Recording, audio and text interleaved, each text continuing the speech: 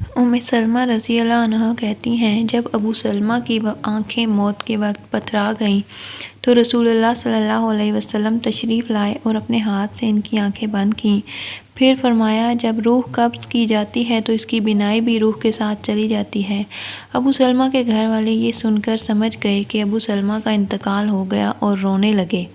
آپ صلی اللہ علیہ وسلم نے فرمایا، اپنے نفسوں پر بھلائی کے سوا اور کوئی دعا نہ کرو، اس لیے کہ اس وقت جو کچھ تمہاری زبان سے نکلتا ہے فرشتے اس پر آمین کہتے ہیں۔ اس کے بعد آپ صلی اللہ علیہ وسلم نے فرمایا، اے اللہ، ابو سلمہ کو بخش دے اور ان کا مرتبہ بلند فرما کر ان لوگوں میں شامل کر جن کو راہ مستقیم دکھائی گئی، اور ان کے پسماندگان کی کارسازی فرما۔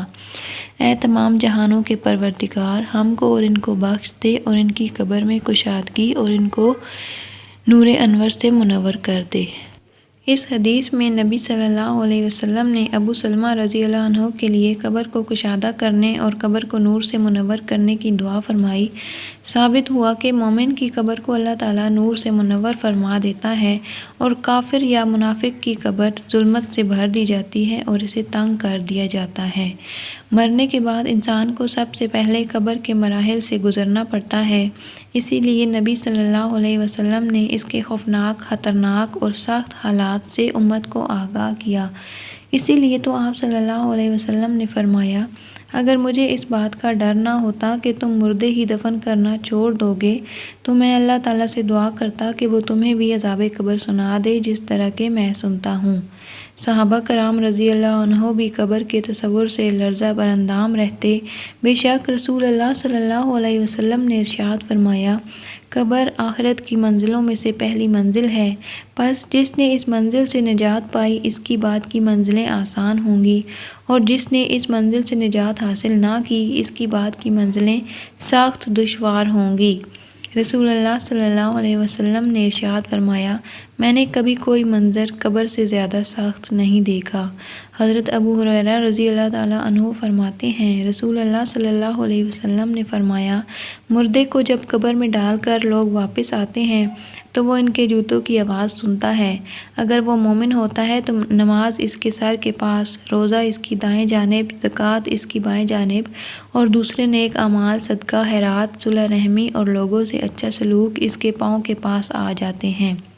جب اس کے سر کی طرف سے کوئی آتا ہے تو نماز اس کے قریب آنے سے روکتی ہے، دائیں جانب کوئی آتا ہے تو روزہ اس کو اپنے قریب آنے سے روکتا ہے اور آڑ بن جاتا ہے، جب بائیں جانب سے کوئی آتا ہے تو زکوٰۃ راستہ روک لیتی ہے اور اس کو قریب آنے سے روکتی ہے، اور جب اس مردے کے پاؤں کی طرف کوئی آتا ہے تو اس کے نیک اعمال یعنی صدقہ، خیرات، صلہ رحمی اور لوگوں کے ساتھ حسن سلوک وغیرہ بن جاتے ہیں۔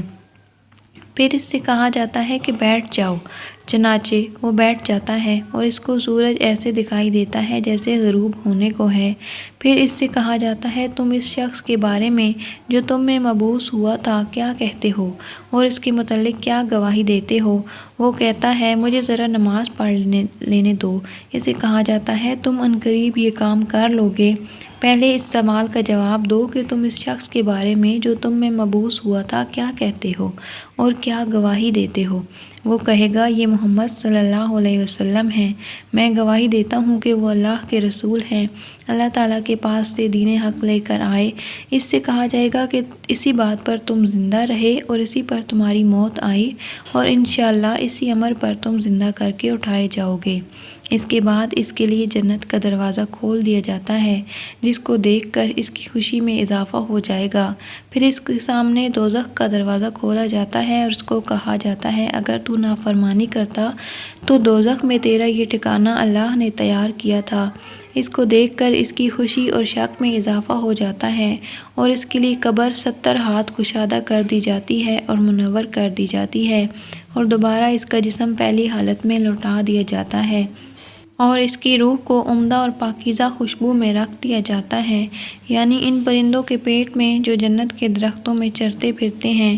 اور یہ اس آیت مبارکہ کا مفہوم ہے۔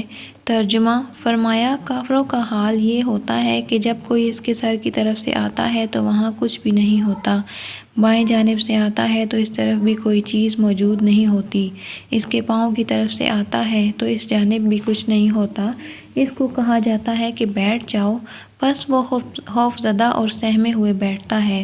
اس سے کہا جاتا ہے کہ یہ شخص کون ہے جو تم میں بھیجے گئے تھے، اسے ان کا نام نہیں سوجے گا، یہاں تک کہ اس کو بتایا جائے گا کہ وہ محمد صلی اللہ علیہ وسلم ہیں تو وہ کہے گا مجھے نہیں معلوم، لوگوں کو کچھ کہتے ہوئے میں نے سنا تھا، چنانچہ میں نے بھی ان کی طرح کہہ دیا تھا۔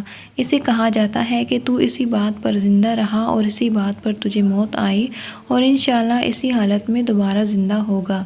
پھر اس کے لیے دوزخ کا دروازہ کھولا جاتا ہے اور کہا جاتا ہے کہ دوزخ میں یہ تیرا ٹھکانہ ہے۔ اس کو دیکھ کر اس کی حسرت اور ہلاکت میں اضافہ ہو جاتا ہے۔ پھر جنت کا دروازہ کھولا جاتا ہے اور اسے کہا جاتا ہے کہ اگر تو فرما برداری کرتا تو جنت میں یہ ٹھکانہ اللہ تعالیٰ نے تیرے لیے تیار کیا تھا۔ اس کو دیکھ کر اس کی حسرت اور ہلاکت اور بھی بڑھ جاتی ہے۔ پھر اس کی قبر اس قدر تنگ کر دی جاتی ہے کہ ادھر کی پسلیاں ادھر نکل جاتی ہیں۔ اللہ فرماتا ہے کہ جو شخص میری اس نصیحت سے اعراض کرے گا تو اس کے لیے تنگی کا جینا ہوگا۔ السلام علیکم ورحمۃ اللہ وبرکاتہ۔